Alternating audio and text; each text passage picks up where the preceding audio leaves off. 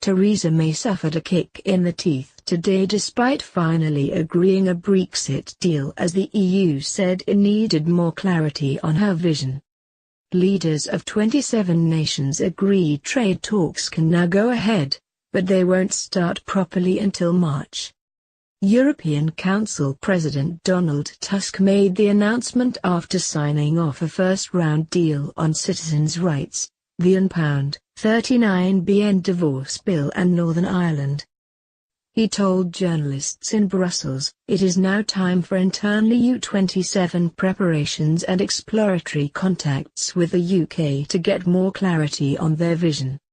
On that basis, we should adopt guidelines and start negotiations next year. I trust that the unity on the EU side will continue." It opened an immediate rift with Theresa May, who insisted Britain's talks on its future relationship would start straight away.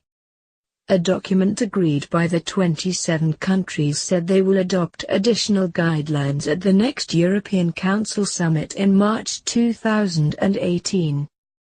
It only promises to work towards a framework for a trade deal, with a wait until March before guidelines for the way ahead are produced. That leaves just a year for Mrs. May to thrash out a complex trade policy before exit day on the 29th of March 2019. Mr. Tusk said meeting that deadline was realistic and dramatically difficult.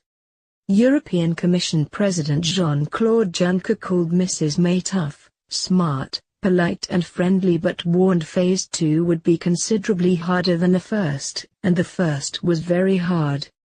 German Chancellor Angela Merkel also warned Round 2 would be even tougher. Today's long-expected confirmation came after a 15-page agreement on citizens' rights, Northern Ireland and the divorce bill was agreed last week, and applauded by 27 leaders at a Brussels banquet last night.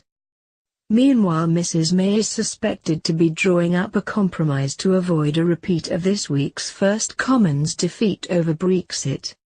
Tory rebels helped secure a meaningful vote by a margin of just 4 in humiliating scenes the night before she went to Brussels. Now Downing Street has hinted at a climb down over a separate vote to fix the Brexit date in law, after Tory rebels threatened a second defeat.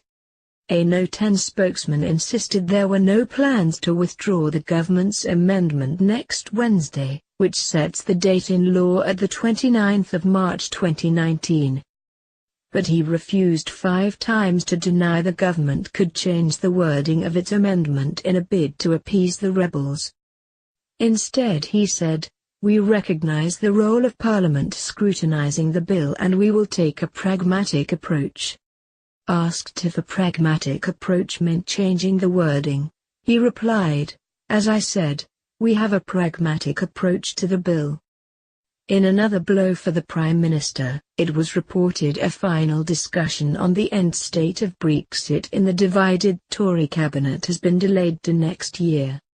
Jeremy Corbyn said, "It is welcome that the European Council has at last agreed to move to the crucial second stage of the Brexit negotiations. However, this should have happened months ago. The truth is that the government's chaotic handling of the Brexit talks has hindered progress, fueled uncertainty and risked economic damage.